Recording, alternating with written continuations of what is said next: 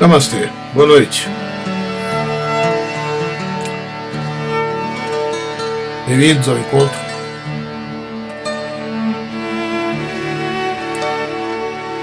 Começando mais um satsang.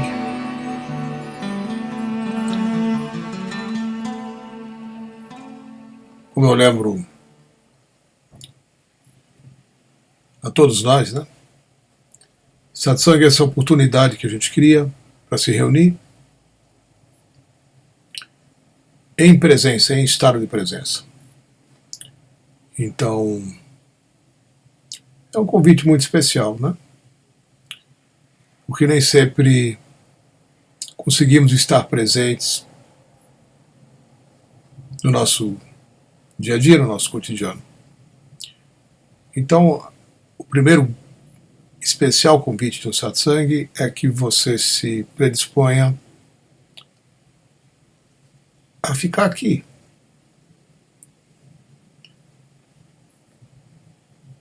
Muita gente acha engraçado, né? Mas na verdade a gente nunca está aqui, a gente sempre está em algum outro lugar. E a implicância disso é que a gente não vive, a gente se ocupa com coisas que estão fora da nossa vida, achando que a gente está vivendo, né? Então, quando eu digo que é uma oportunidade a gente se reunir em presença, de certa forma a gente cria uma abertura no espaço-tempo para ficar aqui. E isso é um milagre. A possibilidade da gente se encontrar virtualmente, reunindo pessoas de diversas partes, diversos lugares, mas que tenha a presença como um objetivo. Sim, é preciso ainda fazer um esforço. Vários esforços, né? Estava pensando nisso há pouco agora. O preparo desse encontro aqui exige vários esforços, né? E muito tempo. Antes, durante e depois também. Então, tem um esforço de técnico, tem um esforço de divulgação, tem um esforço de preparo. Mas tem um outro esforço que vem dessa necessidade, né? É quando você sabe que para você alcançar alguma coisa que parece que está fora do seu alcance, e você estica o braço e ainda não deu, e aí você estica, né, o corpo todo e ainda não deu, e aí você levanta os pés e fica na ponta dos pés, e aí às vezes com as pontas dos dedos você consegue puxar aquilo que você quer. É desse esforço que eu estou falando. Porque ele é necessário não só para estar aqui, né? Para estar aqui também é um esforço. De certa forma você está confortavelmente, né, provavelmente, né, em algum lugar relaxando e assistindo ao encontro, né, que foi preparado e montado para te dar um monte de coisa, né? Talvez coisas que você nem mesmo tenha sabido, né, percebido o que você precisa, o que você quer. Então a gente coloca o encontro como uma possibilidade de dar a você, por que não, dar a todos nós, né, a mim também, algo que a gente busca dessa forma, esticando o corpo. Por mais que você esteja sentado ou deitado confortavelmente em algum lugar, né? Mas o esforço ele é interno, porque requer atenção, requer presença física, requer atenção, requer foco. Porque as coisas que a gente conversa aqui, às vezes elas são um pouco complexas. complexas para a mente. Essencialmente, elas são sempre muito simples. Às vezes o simples fica complicado, então é nossa missão, né, descomplicar o simples, para que o simples permaneça simples. E com isso a gente possa sair do estado mental que provavelmente predomina boa parte do tempo em nossas vidas, né? A gente mais pensa do que vive. Está pensando o tempo todo. Então, a gente sabe que se esforçar para não pensar não resulta. Quem vem meditando já há algum tempo sabe disso, né? Não há como parar nossa mente por meio do esforço, por mais que você queira fazê-lo. É impossível. É da natureza da mente estar onipresente o tempo todo. E é da nossa natureza estarmos identificados com isso que pensa. Nós achamos que isso que pensa somos nós, né? Eu penso, logo existo, né? Pois é, não é bem assim, não é verdade essa frase. Eu não penso e também existo, né? Ou eu nem mesmo existo, né? O pensamento, o pensar, acontece à revelia da minha existência. Essa é uma descoberta. O pensamento, ele é gerado por impulsos elétricos no cérebro. É um fenômeno. No entanto, eu acho que eu penso, né? Então leva um tempo para a gente criar esse distanciamento e observar que aquilo que pensa não somos nós, né? O ato de pensar, o processo de pensar é automático.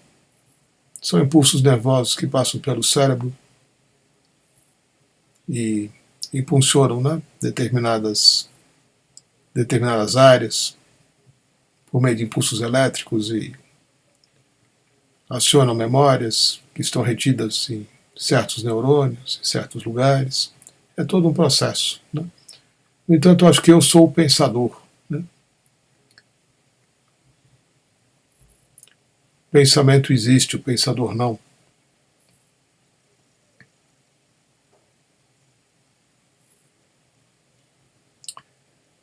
Então, a gente não consegue deixar de pensar, mas a gente pode fazer um esforço adicional, porque nós temos os recursos que nos facilitam um estado de presença. Volto a lembrar, eu estou falando sobre isso, eu falei semana passada também, provavelmente em outras mais, né? Porque esse encontro ele permanece vivo pela interação de pessoas que estão num estado. Ele não é um encontro social. Não tem como. Não tem porquê. Para que as coisas aconteçam aqui, e elas acontecem,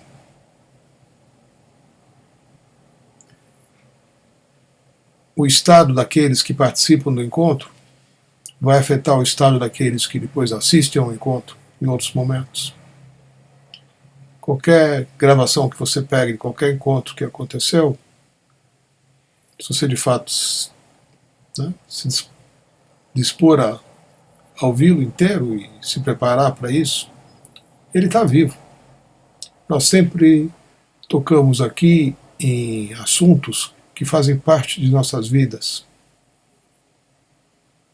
E o que faz parte das nossas vidas está vivo.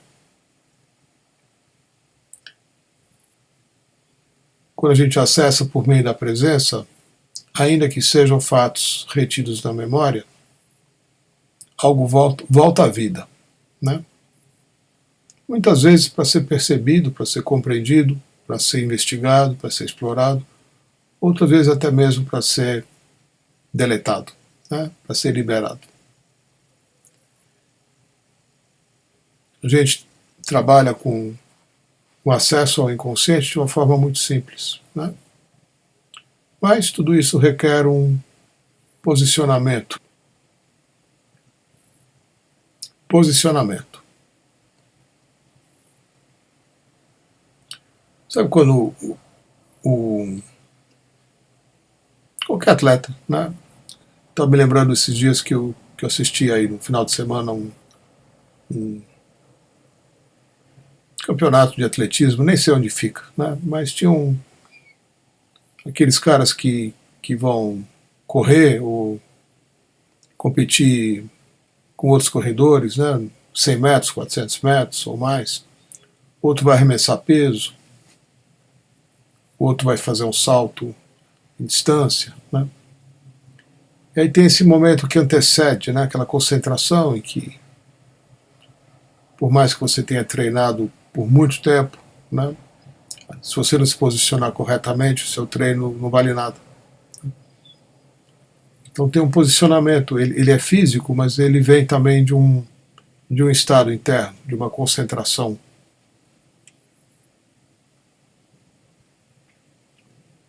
Eu gosto de observar esse momento em que o atleta de ponta, né, se prepara para dar o melhor de si, que às vezes são poucos segundos, né, que ele tem, viaja aí para um país não sei aonde, se prepara, se aquece, e daí ele tem poucos segundos para jogar uma bola de ferro, né.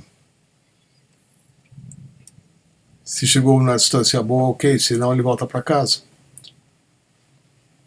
Sem medalha, sem nada, né. Eu estava observando essa coisa, né? O cara vive de arremessar uma bola, né? E para ele arremessar essa bola, ele envolve o corpo todo. E a forma como ele se posiciona é o que vai determinar tudo, fisicamente, emocionalmente e mentalmente. E aí, traduzindo isso para nós que talvez não sejamos atletas, né, mas que temos objetivos a serem alcançados da mesma forma. A gente quer certas coisas, né? A gente quer conseguir certas coisas. Esses dias eu estava ouvindo uma pessoa dizer que, como se ela estivesse expressando que a vida não é mais para ela, né? A vida é, a partir já de um certo tempo, só pode ser vivida se ela voltar numa próxima encarnação. Nessa não dá mais, passou da idade, passou. Né? Ela acredita nisso. Né? Talvez muita gente acredite nisso também. Então a gente tem que ter certos cuidados com a nossa mente. Né? Nossa mente é traiçoeira. Muitas vezes ela se coloca como antivida. Né? O tipo de pensamento que é gerado, tudo bem, é um impulso elétrico, mas a gente capta, né? Capta no coletivo, no inconsciente coletivo, tudo aquilo que vem de pessoas que não conseguiram, né? Que não foram atrás dos seus sonhos, não foram atrás de se realizarem como seres humanos. O mais simples que tenha sido essa realização, realizar a nossa vida é uma coisa fundamental. Né? Não tem pior vida do que aquela que você chega ao fim e diz, puxa, né? Foi em vão. Né? Meu tempo passou, acabou. As oportunidades que eu tive eu perdi. E agora não dá mais. Né? Envelheci. Meu corpo já não corresponde mais e não tenho mais a energia necessária e nem a motivação para conseguir certas coisas. É uma postura antivida, é quase um estado de depressão. Né? Então a gente tem que ter muito cuidado com a nossa postura, porque coletivamente nós somos muitas vezes induzidos a nos posicionarmos de uma forma antivida.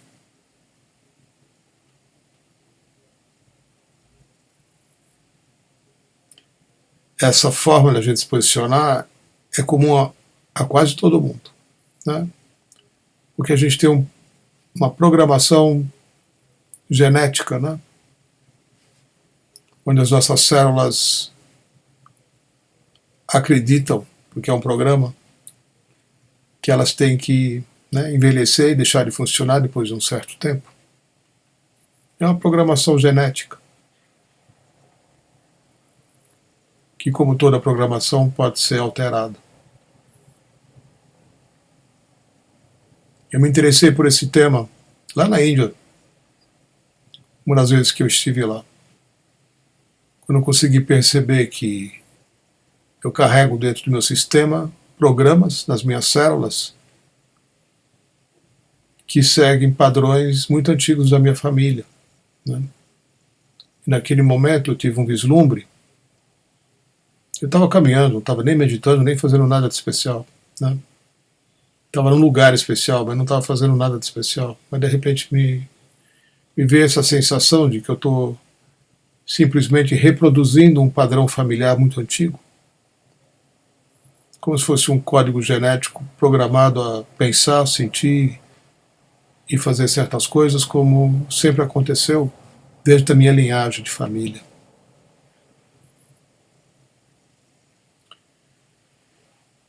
Então, a minha questão na época que veio foi justamente essa, né? Será que a gente reverte uma programação de um código genético? E a resposta que eu descobri é que sim, né? Nós somos reprogramáveis. Sim, é possível alterar a forma como as nossas células estão programadas a durar um determinado tempo, né, e pararem de funcionar, especialmente as do cérebro, que são importantes, mas as do coração também, né, dos nossos órgãos vitais. Tudo aquilo que está programado a durar um X tempo pode ser reprogramado para durar outro tempo.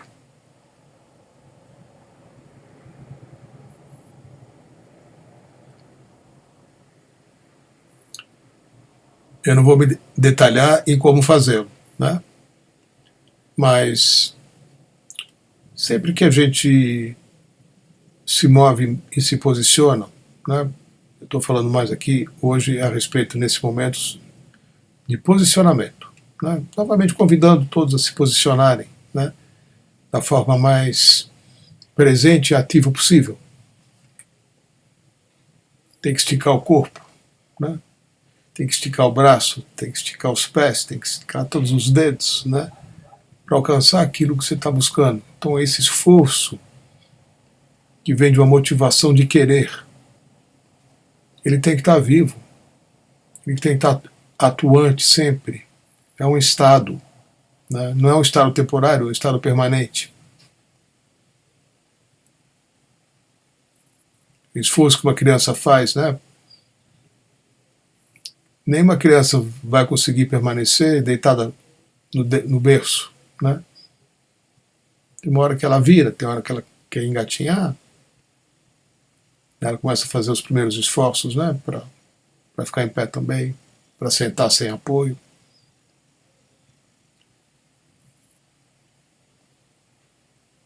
É mais ou menos parecido, né?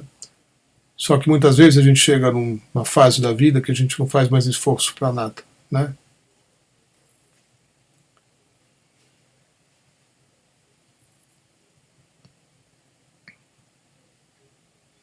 Hoje eu vi um cara que eu conheço postar um anúncio no Facebook, né? Finalmente eu me aposentei, né? E é um cara que eu acho que é mais jovem do que eu, né? Conheci ele há uns 20 e tantos anos atrás. Nunca mais soube dele, mas de repente eu vi uma postagem dele. Hoje eu me aposentei. Uau, né? Como se isso fosse uma conquista, né? E tudo bem. De repente você agora tem o tempo livre, né? Por que não fazer nada, né? E a aposentadoria é uma coisa que está tão fora da minha realidade, né? Eu não vou me aposentar. Eu não tenho nem como receber aposentadoria, porque eu nunca me preocupei em fazer isso, né? Embora eu tenha já idade suficiente para estar aposentado também. Mas a ideia de estar aposentado, né, ou seja, de não ir atrás das coisas, ela não me pertence, né? E é interessante porque, em função disso, eu sinto que o meu corpo produz a energia necessária para ir atrás das coisas e me manter mais vivo e mais saudável do que muita gente da minha idade, né? Então, tudo isso é pensamento também, mas é mais do que isso, é posicionamento.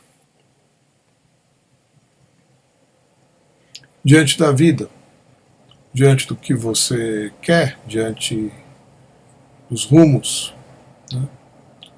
Para onde você vai para buscar os meios de crescer como ser humano, né? Porque se não for por aí, a felicidade não vem, né? A alegria de viver não vem, o belo estado fica mais difícil.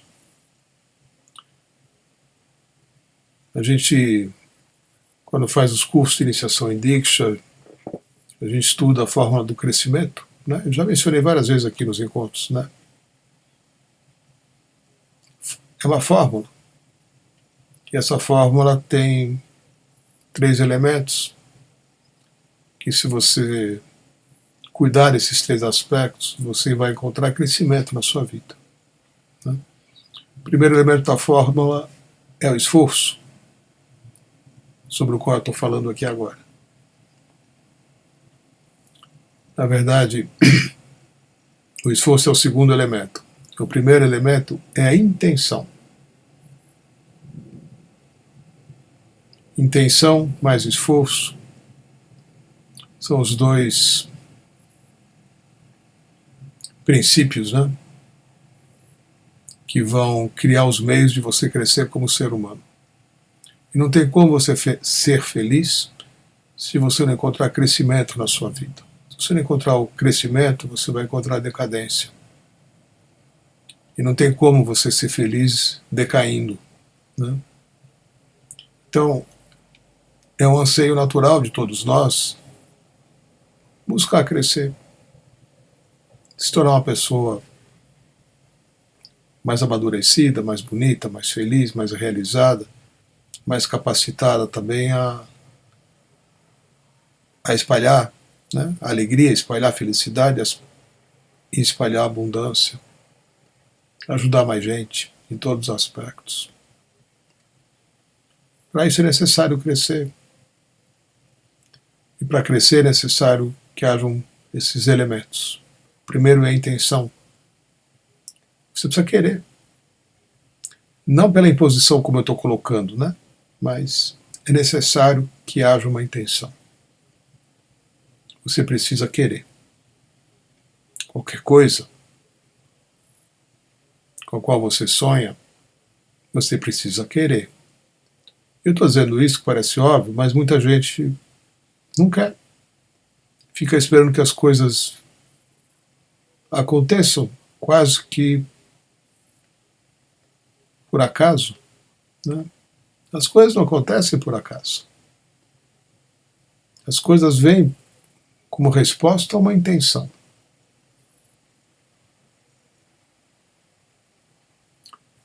Todas as coisas. Tudo que você já recebeu e ainda recebe na sua vida vem como uma resposta a uma intenção expressa, manifesta sua, até a sua própria encarnação. Ninguém te jogou aqui, não. Pouco provável, né, que alguém tenha dizendo, vai lá, desce, né? Não é bem assim, né? Precisa querer. E esse querer é intenção também. Depois vem o esforço. Para que isso que você quer possa se manifestar na sua vida, você tem que fazer alguns movimentos. Pelo menos enquanto a gente viver aqui na Terra, né? É um plano kármico, onde as coisas vêm mediante uma ação, um esforço. E elas vêm. Se você não preparar a terra, se você não semear, você não colhe. Né? Sim, é preciso fazer o esforço. Quando temos os dois elementos, a intenção e o esforço, o terceiro elemento se manifesta naturalmente, que é a graça divina. Então, o crescimento, ele ocorre quando esses três elementos estão presentes: a intenção, o esforço e a graça divina. Isso é material de curso de iniciação para novos doadores de Diksha. Né? Daqui a pouco eu estou fazendo um novo curso. Né? Fiquem atentos. Porque é um incrível caminho de crescimento. As chaves que a gente compartilha, o que é chave? Chave é uma coisa que abre aquilo que está travado, né? E a gente precisa de chaves, porque a gente tem muita coisa travada. Então a gente recebe inúmeras chaves quando somos iniciados como doadores de Diksha. É uma forma de darmos um salto quântico na qualidade da nossa consciência. É um salto. É um curso rápido, né? 2 dias, 2 dias e meio. E de repente nada mais é como era antes.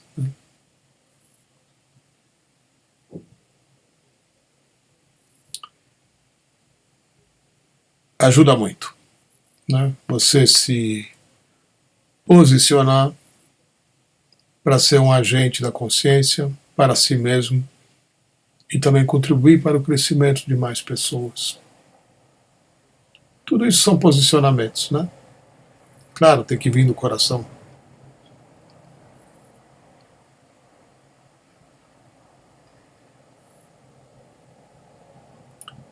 Então, nesse ponto, a gente, né, pode, deve se perguntar, se questionar. Quero continuar? Ou quero me aposentar? Quero seguir? Ou quero ficar onde eu estou?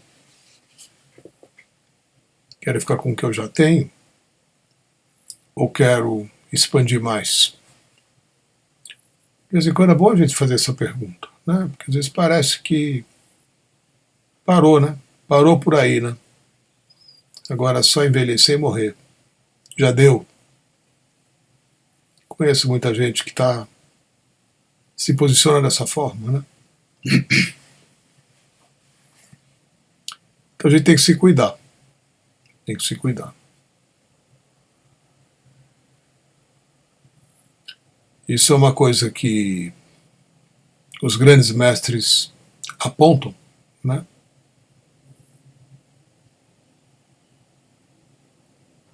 Não desperdiça uma gota, não desperdiça uma batida do seu coração, né?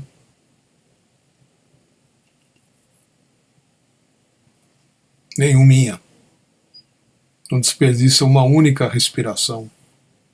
Cada vez que você enche o pulmão, cada vez que você solta o ar. Que oportunidade, né? Porque é a vida se manifestando e ela é curta, passa rápido. É temporária, né? O tempo que a gente passa aqui tem que ser muito bem aproveitado, tem que ser muito bem vivido. Não dá para deixar um dia sequer ser vivido em vão, ou seja, não vivido. Né? A gente tem que viver todos os dias, todos os instantes do dia, sempre buscando a presença, né? Esse estado interno onde tudo está dentro do seu universo, né? Nada te escapa. Mais do que isso que os sentidos percebem, né? Nossa percepção do que está em volta se dá pelos sentidos, porque a gente sente cheiro, a gente enxerga, a gente ouve, a gente toca. Então são os sentidos que nos trazem a vida, né?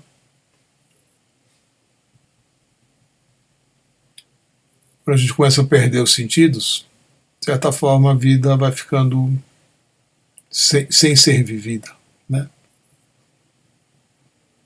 A gente perde o sabor das coisas, a gente não enxerga mais, a gente não ouve mais. Então é um exercício constante. Não é só uma função física, né? É como você está diante das coisas, de tudo o que acontece.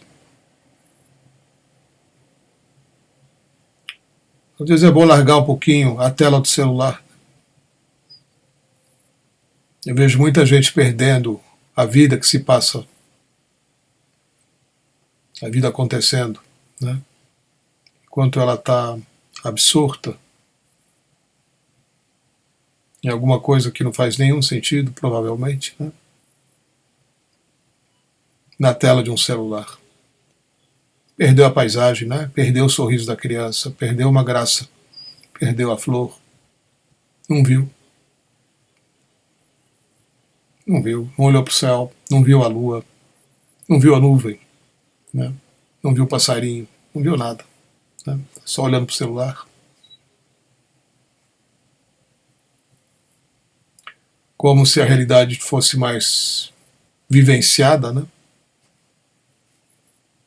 Do que essa que está acontecendo.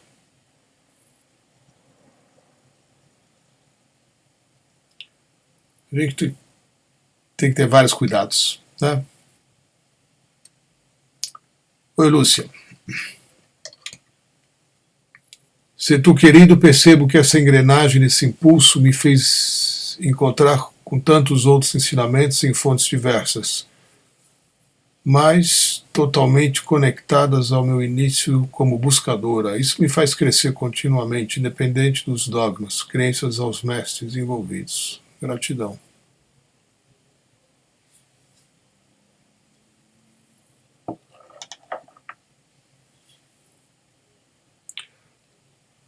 Às vezes a gente nasce com isso, né? Já é de nascença.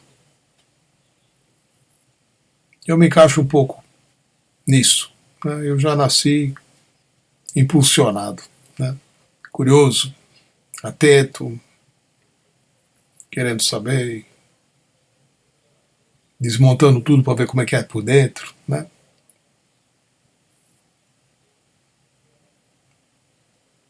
Investigando, questionando, etc. A gente já nasce assim, né? Daí é uma questão de regar o Estado, né? Ter uma boa escola, ter bons professores, ler bons livros, viajar bastante, né? Crescer em cultura, crescer em experiências de vida.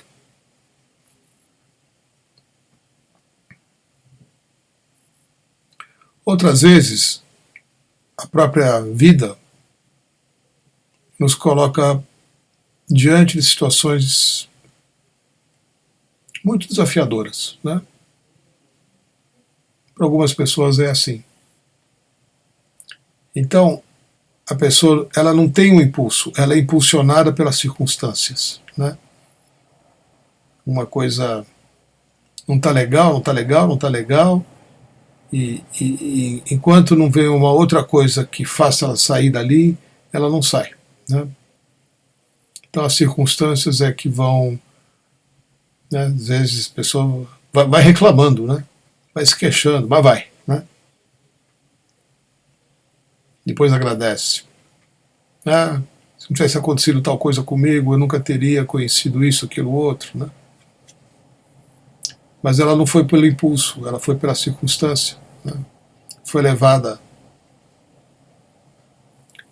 possivelmente por um forte sentimento de dor ou profundo estado de sofrimento.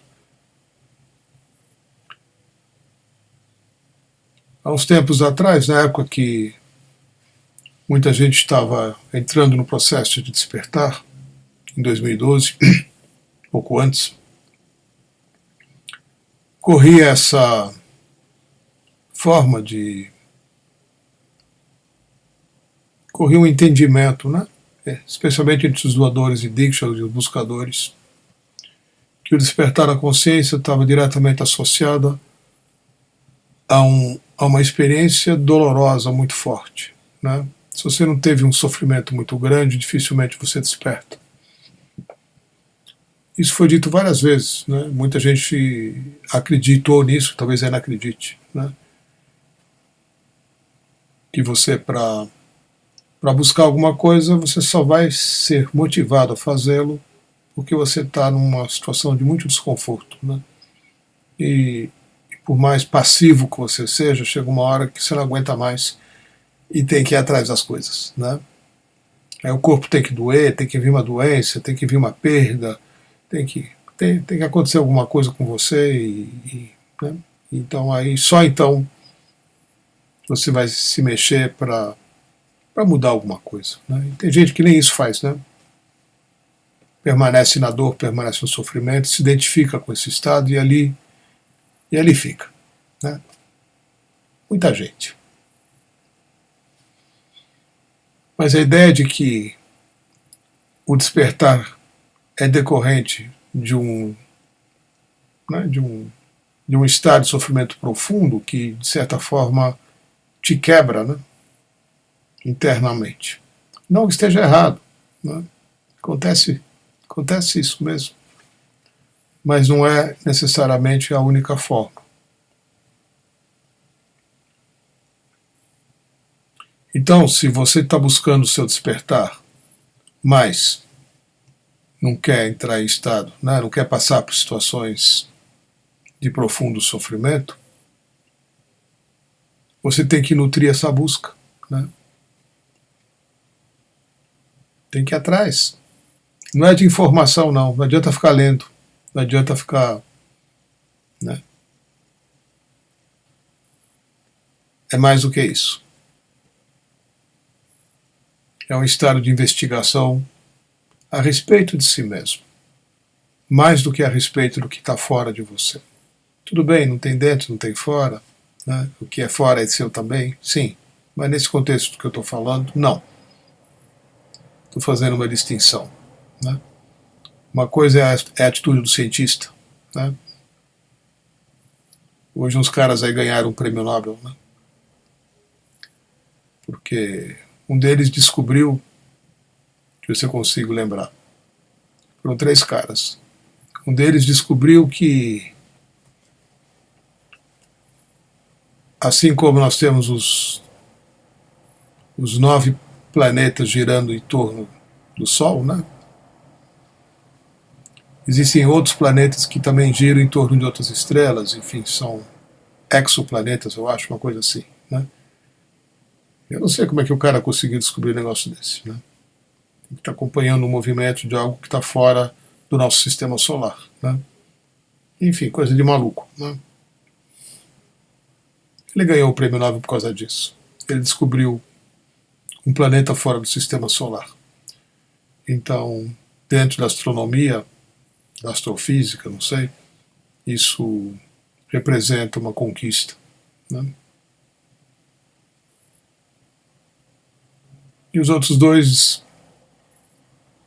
também foram premiados na dupla por alguma descoberta relativa à forma como as células absorvem oxigênio.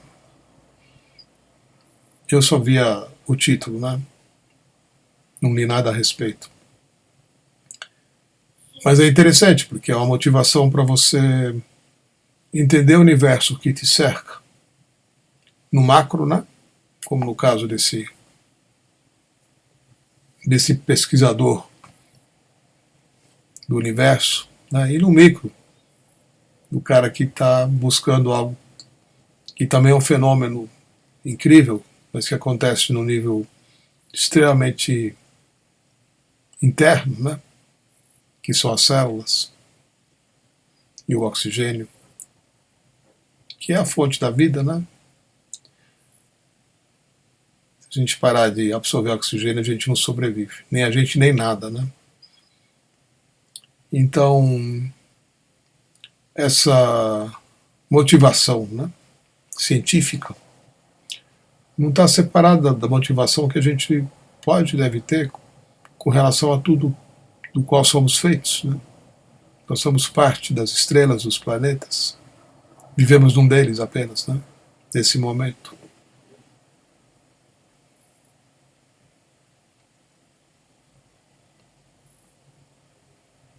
E somos constituídos, né, de matéria que respira.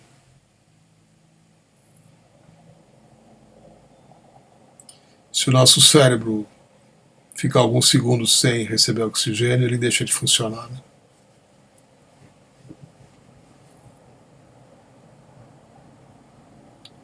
Não dá para não respirar, né? Então, é interessante observar esse movimento, né? E, de novo, estou chamando atenção para nós mesmos, né?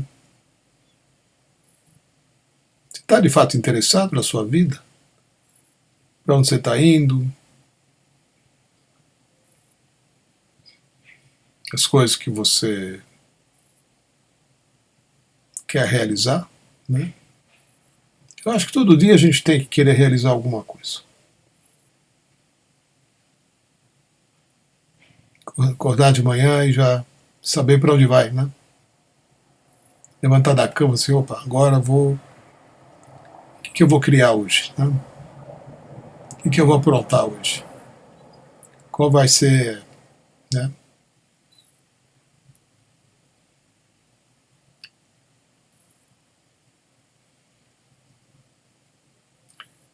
Aquela imagem do prisioneiro, né? Condenado a 20, 30 anos, né? Que fica fazendo risquinho na parede, com um X, né? Contando os dias para ele sair dali. Então tudo que ele tem a fazer são marcas na parede, né? Tá fazendo alguma coisa, né? Ele pode fazer mais? Pode. Mas nesse momento é só o que ele pode fazer, né? É contar o tempo.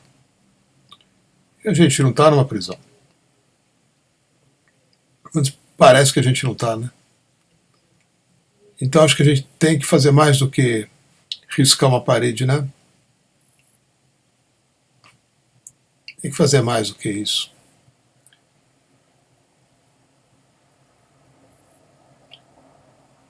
Não é marcando os dias que a gente já viveu e que quanto falta para acabar, né? Muita gente se comporta assim. Eu acho isso de uma ingratidão enorme com a existência, que te deu tudo, né?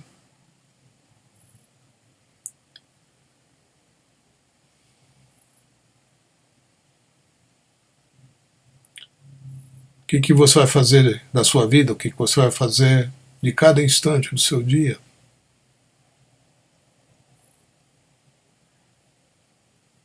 O que você vai escolher, né? Eu acho o máximo ter gente aqui que escolheu estar aqui agora, né? Para estar junto, né? A gente está vivendo alguma coisa aqui. Então, é incrível que todo mundo que está aqui agora escolheu estar aqui agora, né? E a gente não está fazendo uma coisa qualquer. A gente não está passando o tempo, né? A gente está no satsang. A gente está expandindo. A gente está regando a consciência, né? Está nutrindo. Abrindo cortinas. Removendo véus. Iluminando. Trazendo luz. Decompondo a luz em todas as cores. Ainda assim. Né?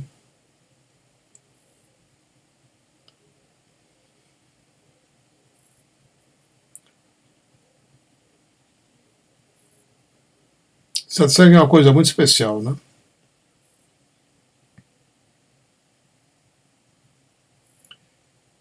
Eu me sinto muito honrado e privilegiado, né? De estar fazendo isso hoje, né? Com certeza. De ter os meios, né? De fazê-lo desse jeito mesmo, né? Presencial, né? Ao vivo, também é legal, né? A gente se reunir em algum lugar e sentar junto e conversar, né? Investigar, olhar para as coisas.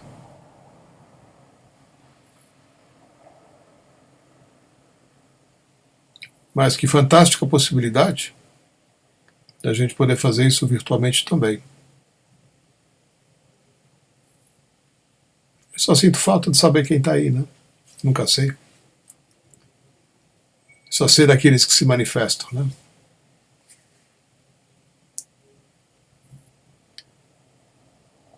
Sempre sou surpreendido. Ah, se tu vi, né? Terça-feira eu estou sempre lá, falo assim, nossa, né? Quem é você, né? Eu chamo assim, falo assim, nossa, né? Nunca tinha visto a pessoa, nem ouvido o nome dela, né? E ela está sempre me assistindo. Então é engraçado isso, né? Porque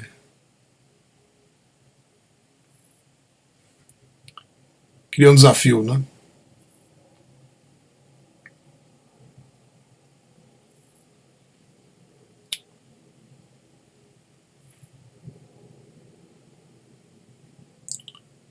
A gente precisa estar motivado. Não é só para participar, né? Motivação é uma qualidade, né?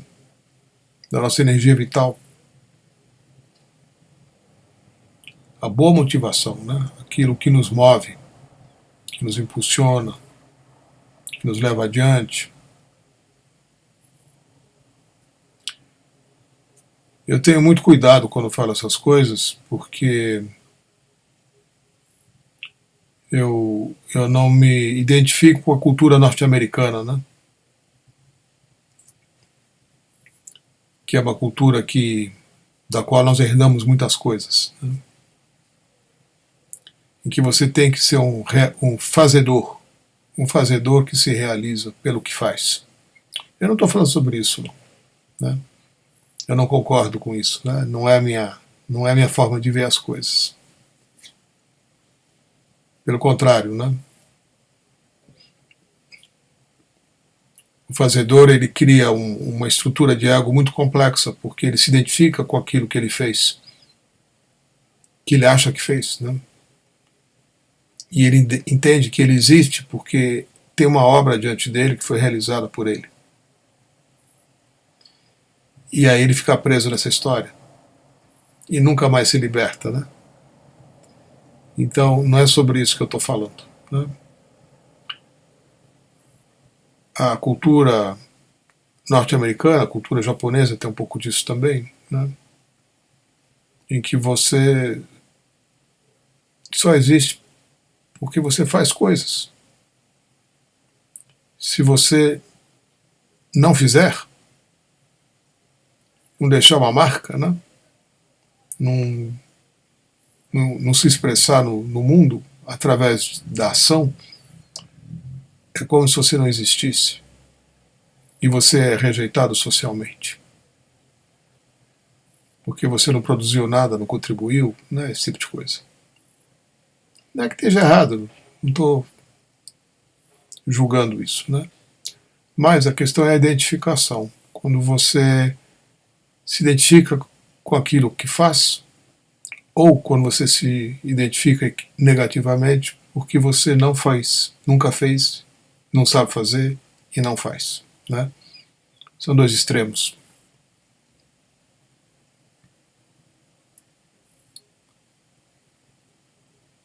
Eu não estou falando sobre isso, né? Estou falando ainda sobre motivação. Essa vontade de querer realizar-se em vida, né? A todos os instantes. Oi, Mônica. Mônica Oliveira. Se tu, euzinha, eu estava com saudade. Eu estava em Curitiba, agora estou morando em São Paulo, exatamente como aquela criancinha, agarrando tudo que posso para crescer, tentando de novo, recomeçando quase do zero.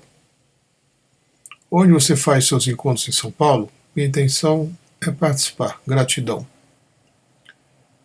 Mônica, faz o seguinte, escreve seu e-mail, tá bom?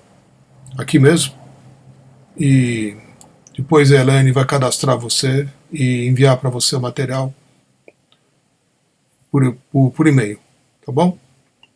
É o jeito mais fácil de você...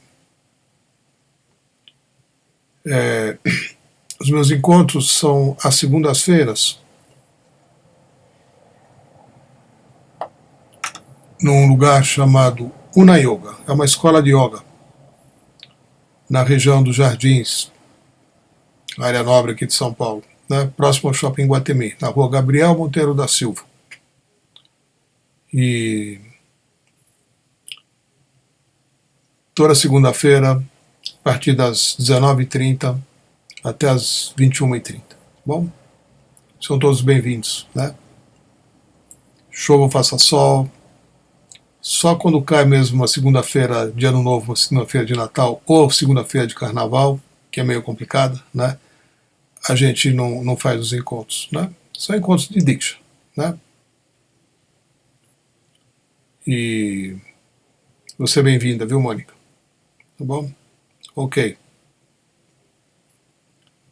A gente depois pega seu e-mail aqui e eu já envio um convite para você e vou te cadastrar num grupo. Aliás, você, quem mais quiser, né? Onde eu divulgo essas sessões de Diksha. Né? Eu tenho um grupo só para isso. Outras coisas eu divulgo no Facebook, divulgo de outras formas. Eu tenho um canal no Telegram onde eu divulgo só esses encontros aqui. Né? A gente usa tudo que pode. Né? Bem-vinda, Mônica.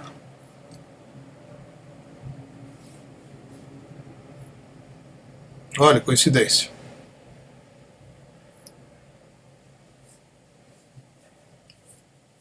Então tá bom. A gente vai enviar para você, viu? Normalmente eu envio os convites ao domingo. A gente cadastra as pessoas interessadas também num grupo do Google, né? E que se chama Diksha Setu e Amigos. E esse grupo é só para divulgar esses encontros, né? De segunda-feira, tá bom? Então, quem mais quiser pode colocar o e-mail aí que a gente cadastra também, tá bom? Uma forma de você participar, né, das nossas atividades que já acontecem desde 2006, né?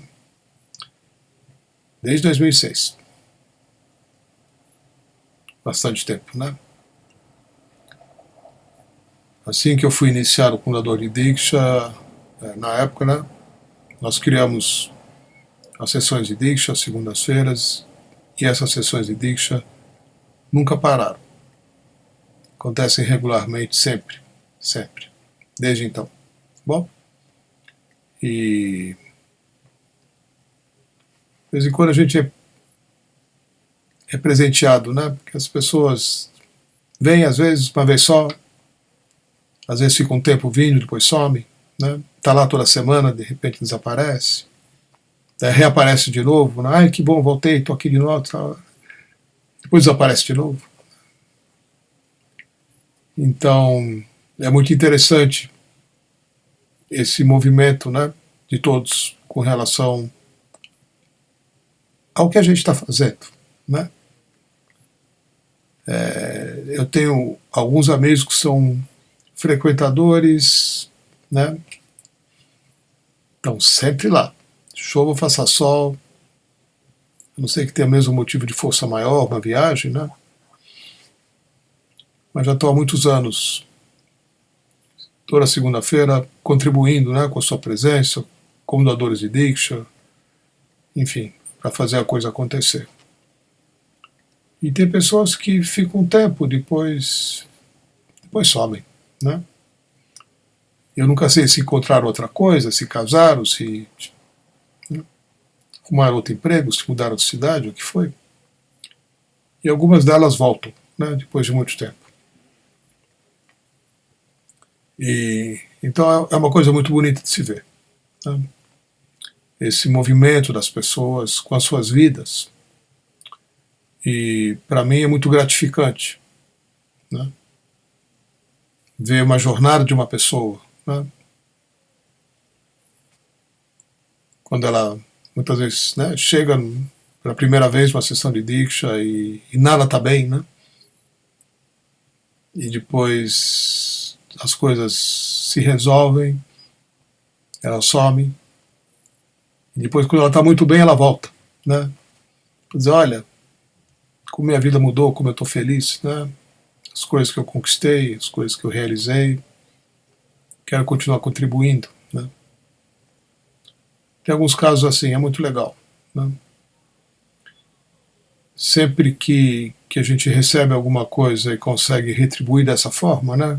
No sentido de ajudar mais gente a se beneficiar daquilo que a gente encontrou também, é uma vivência, né?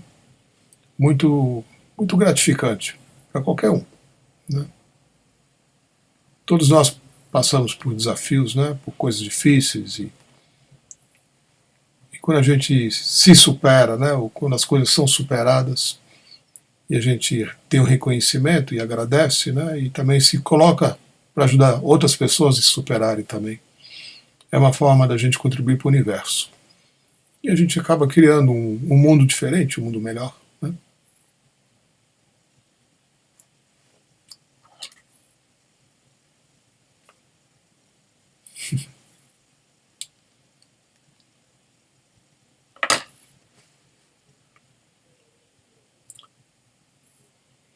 Doar Diksha, ser doador de Diksha, é uma atividade muito gratificante, né?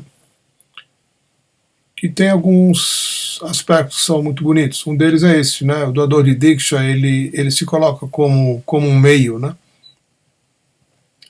Ele doa algo que não lhe pertence.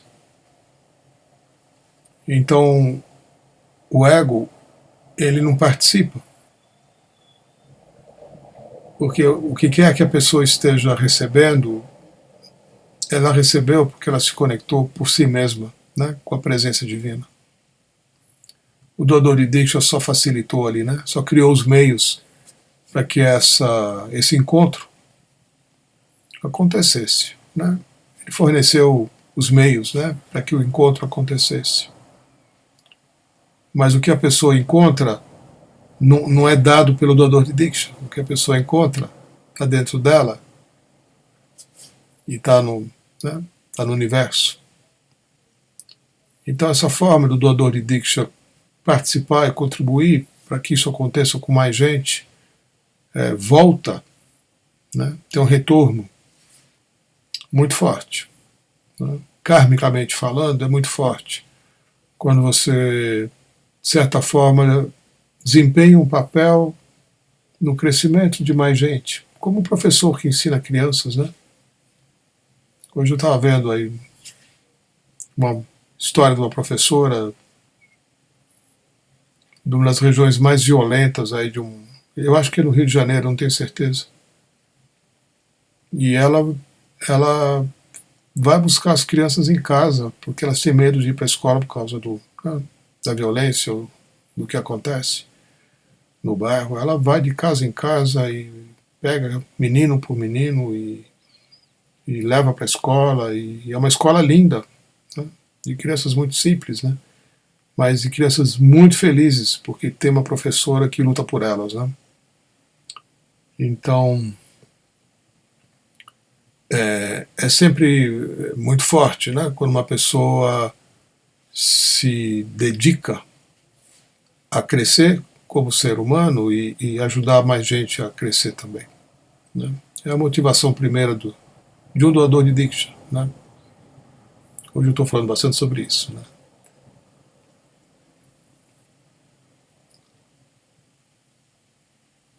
É importante, né, você encontrar a sua motivação e o que te traz alegria, o que te traz realização como ser humano, né?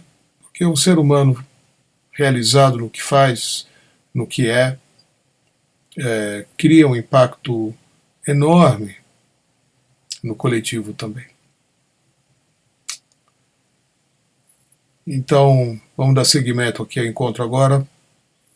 Eu vou fazer uma pausa, né? Fechar essa forma aqui do encontro e vou me preparar para a Oneness Meditation. E Espero que todos encontrem a sua real motivação para existir, né? E que a Oneness Meditation te ajude a você expandir isso que está no seu coração, né? Namastê, gratidão pelas presenças. A gente se vê em 15 minutos, eu fecho aqui a sala e reabro novamente através do outro link que já foi divulgado também, caso você não tenha visto. Tá bom? Namastê.